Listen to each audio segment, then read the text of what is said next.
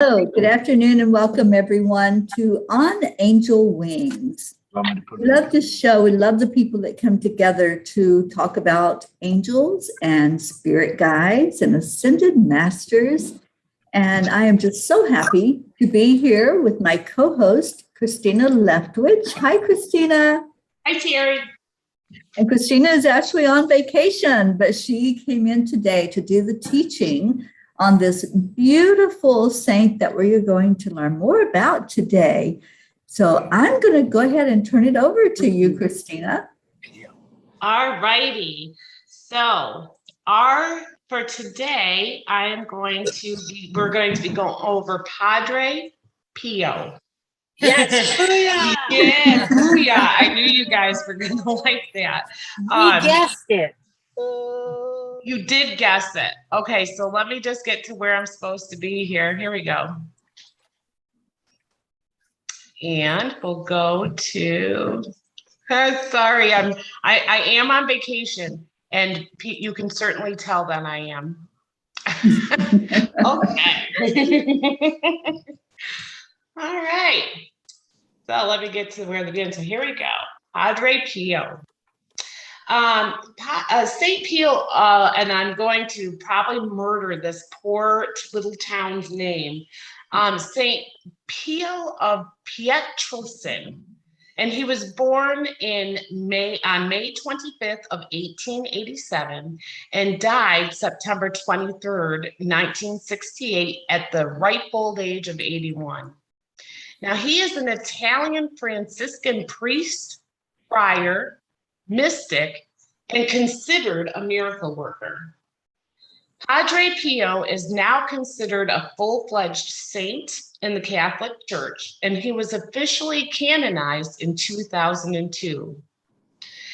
At the age of 15, he joined the Capuchin order and took the name Pio in honor of Pope Pius I.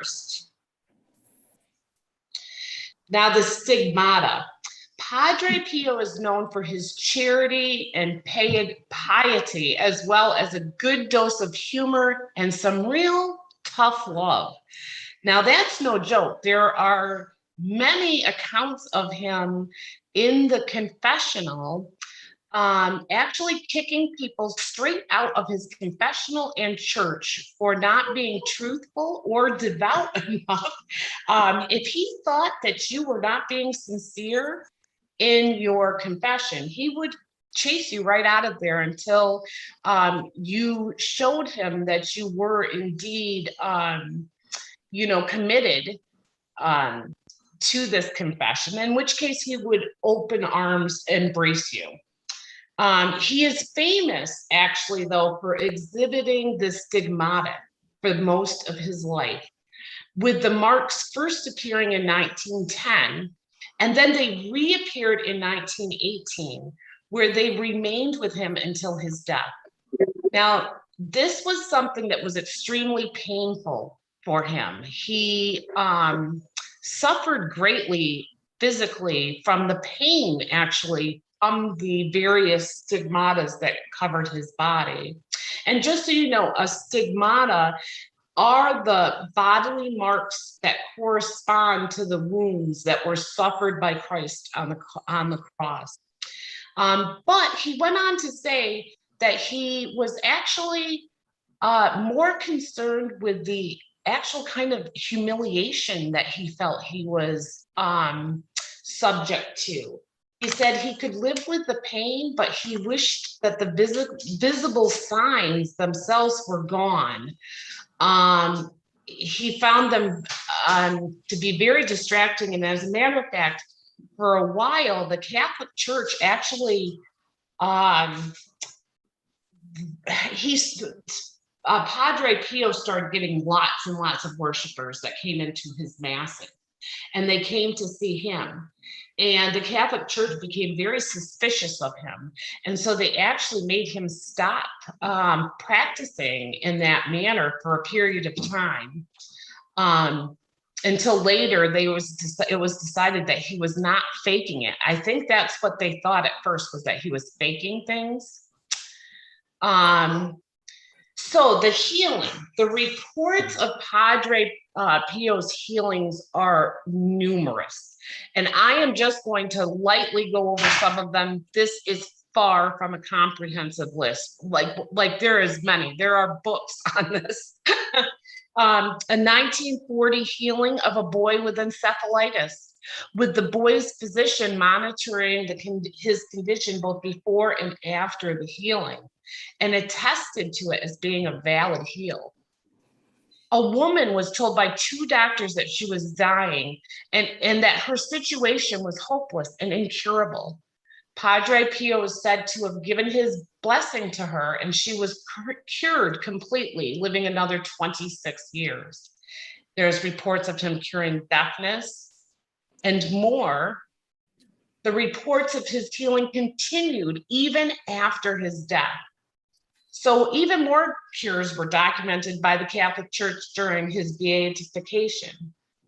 During curing a man of paralysis, as well as other reports of others cured by diseases. Now, those were all compiled and given the stamp of approval, or that these really happened, by the Catholic Church at the time.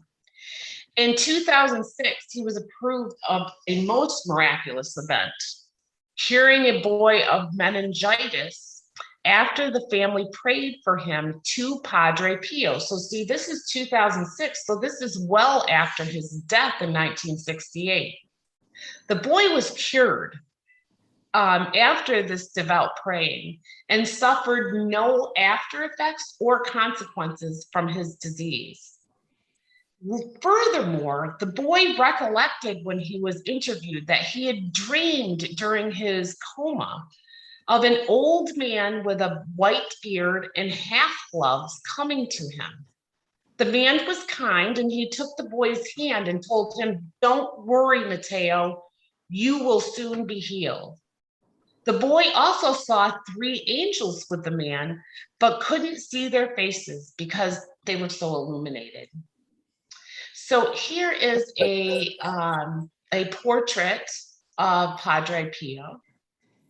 And here I'd like to show, the young boy, when in his description, was of this old man with a white beard and the half gloves. And those half gloves were on his hands because, as I alluded to earlier, he was both embarrassed a little bit by these marks, as well as they actually oozed blood. And so those gloves prevented him from getting blood on things he touched, quite frankly. Also, something that Padre Pio himself said he was just very proud of was he opened a home for the relief of the suffering. And that was opened in San Giovanni Rotondo, Italy, on May 5th of 1956. Now, this has grown exponentially. There's a home for children with cancer. There's elderly facilities for geriatrics. I mean, the list went on and on of the services. This hospital has really grown tremendously. And I even saw an article that there was some word that there will be another opening of a hospital here in the United States that will be based upon this hospital in Italy. Now, Padre Pio's motto, I think, was quite fitting for how he lived his life. And that was pray, hope, and don't worry. And on that note, I am going to give this back over to Teri, because I really think, like I said, that motto right there is just a really good place to leave it. I encourage you. There is so much out about this man, not only books, which I have a couple copies at home of some of his material, but also if reading's not your thing, I encourage you to go to YouTube. There are many documentaries out about this man, and it's just fascinating. And I think maybe it's, for me, it's because he is kind of a new saint. 1968 really wasn't that long ago. And so I kind of look at him as a more modern version. And he could relate a little bit more, I think, to our modern world. And so I found it quite easy to kind of connect with this master, quite frankly, now that can help all of us in our own personal healing, as well as helping heal others around us and our earth. So. Absolutely. Thank you so much, Christina. So I know the answer to this question for Jean, Erica, and Charlie. I just want to ask if there's anyone that's new to Padre Pio, because what an amazing saint, what an amazing individual he is and still is. Still, as Christina shared, one example of still healing from beyond the grave and still touching lives in a huge way. And I see Julie Kiss said, we celebrate Padre Pio in Utica Church every September.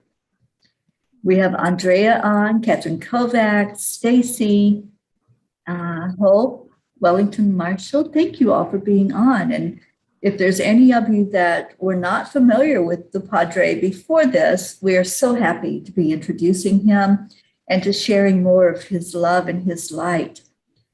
So Grace Isis, I don't know if you were familiar with the Padre Pio. I don't know if we talked about that before. No, I know of him, but I didn't know that much. It's fairly new to me. Yes. Awesome. And Stacy said she's familiar, and thank you, Christina.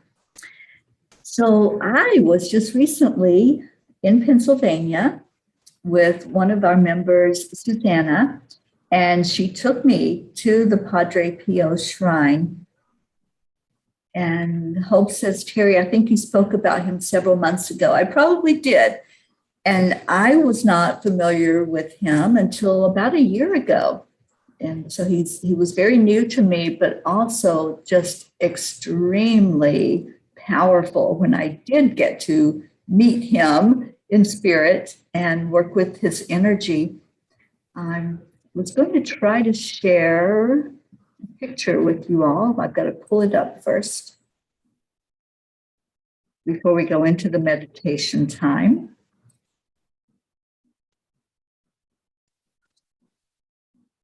Let me see if I can. So this is the place I visited just recently, the National Center for Padre Pio. And here you can learn so much about him and really feel into his energy. I don't know if I can go to the next one. Can you all see this, the inside of the chapel that's there at the center? Yeah. The energy is so amazing. And when you go in here, it's like totally reverent and you can feel his energy so profoundly. But here's the picture I want to show you. And I felt his energy when I stood there by that statue. It was just very powerful. And as we were there together, we lit a candle for all of you and asked for prayers, because prayer was so important to the Padre. He made several statements about, if you're not going in daily to communicate with God, if you're not constantly feeling that energy and expressing yourself, but also receiving, then you're really not benefiting from the power of God. So he was very, very insistent that go to prayer. If something's going on, turn to prayer.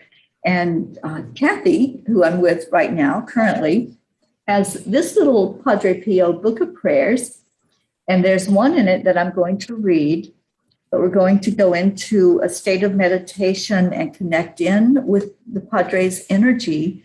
And then I'll end the meditation with this prayer called Stay With Me, Lord. And some of you may already be familiar with that particular prayer, but it's one that just stuck with me. And I thought, this is what we all need to hear today. We're going to hear this prayer and really get into the energy of it. So let's go into our hearts. You've seen the picture of the Padre, so you can have kind of an image in your mind to connect with him. And let's do that. He is a very humble energy. He's not going to come in and knock you down with his existence. He's going to come to you with so much love and so much compassion because that's how he is. So let's breathe in and go into our hearts. And I want to ask our angels to just surround each person. Archangel Raphael, Archangel Michael, Archangel Gabriel, and Archangel Uriel. Come close to each person that's hearing these words right now. Help open us to an understanding of who we are as spirit, what we are, and how we can connect to each other and connect to spirit guides. And we ask especially to be connected with Padre Pio today, to feel his humbleness, to feel his compassion, his love that was so immense. He cared so deeply about others. So let's go into that energy right now. Just sense the humble energy coming to you. That energy that wants you to shine. Not him, not anything other than just that love that's in your heart. Envision that inside of your heart, there's a light and there's rays of energy coming forth from that light. Just go into that energy, follow it. Where does it go as it comes from you? Do you see the messages that it's illuminating? Do you see the miracles that you're opening up to just with this connection? Many people, just by having Padre pray for them, were healed. It was miracle after miracle, and it's still happening. Trust in this, trust in your heart. Ask for what miracle you want to bring forth through Padre Pio. Allow him to touch you in such a way that whatever is happening with you physically, mentally, spiritually, or emotionally is just brought to the surface to be healed. This Padre is a healing saint. That's what he was known for. His healing and his compassion, and with the love that he offered, that's where the healing took place. So breathe into your heart again and see if it feels a little bigger, a little warmer, if those rays of light are shooting out more brilliantly. Pay attention to the colors that's coming forth from your heart. I'm envisioning now a rainbow of color coming from each heart of those who are listening to these words. Just feel into the energy of all that color, of all that love, and let yourself be touched by this beautiful saint, this person who wants only the best for you, who wants you to be healed, who wants you to be touched in such a way that you know who you are, that you find your magnificence. That is the prayer coming forth today. That is the purpose of bringing the saint forward. For everyone who hears these words to find your magnificence. So just continue to breathe into your heart, allowing whatever comes forth, what there may be a message, There may be a feeling. You might find yourself being very emotional when you connect to him.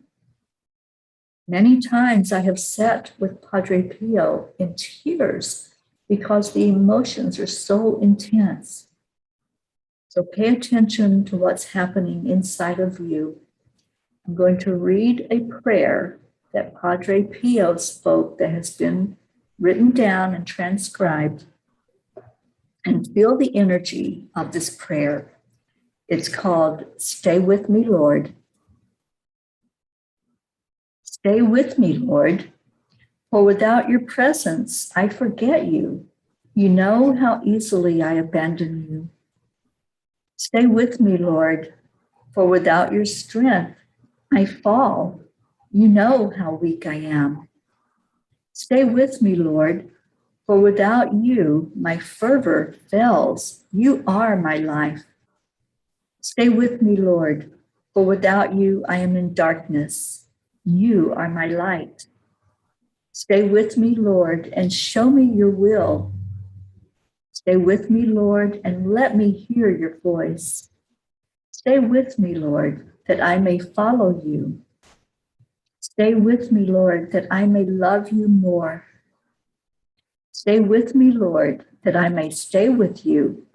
If you would have me to be faithful, stay with me, Lord.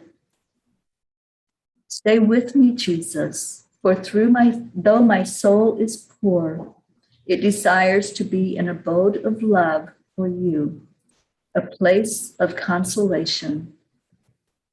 Stay with me, Jesus, for it is getting late.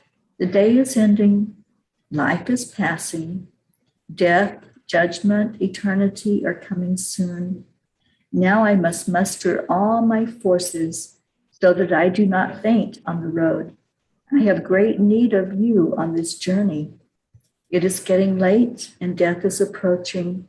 Darkness, temptations, dryness, crosses, and troubles beset me. And oh, how much I need you, my good Jesus, in this night of exile. Stay with me, Jesus, because this night of life is so full of dangers, and I have such need of you. Grant that, like your disciples, I may recognize you in the breaking of bread. Stay with me, Lord, because when death arrives, if I cannot be really with you in Holy Communion, then I shall wish to remain united with you, at least through grace and love. Stay with me, Lord. You alone I seek, your love, your grace, your will, your heart, your spirit. For I love you. You alone I love. Let me seek no other reward but the increase of that love, that my love may be real and firm and practical. I ask no more than to love you with all my heart on earth and to follow you with all perfected love for all eternity. Amen. It's my prayer that through these words of Padre Pio, your heart is touched, that you feel that deep love that Padre Pio had, that he connected in so deeply, and we can too. There's nothing stopping us other than ourselves from having that deep connection with God, with Spirit. Thank you for being with us today. Thank you for your love and your light. And our prayer is that this has touched someone, ever who needs to hear the words, are hearing the words. Thank you all for being here. Thank you, Christina, for sharing with us the information about Padre Pio. Thank you, Jean Lorio, Charlie and Erica, and Grace Isis for being live on the Zoom. And to all who listened, oh, thank you, Stacy. She said it touched me. Thank you. So we're going to go off the air and we're going to have a discussion about how we were touched by the information and the message today, the connection with Padre Pio. Thank you all. Bless you. Come back next week on Monday and we'll do another, who knows, ascended master, saint, guide, whatever the spirits tell us to do. That's what we'll do. Thank you so much for being here. And we all say, Namaste, y'all. Namaste, y'all. We'll see you later. Bye, everybody. Bye, everybody.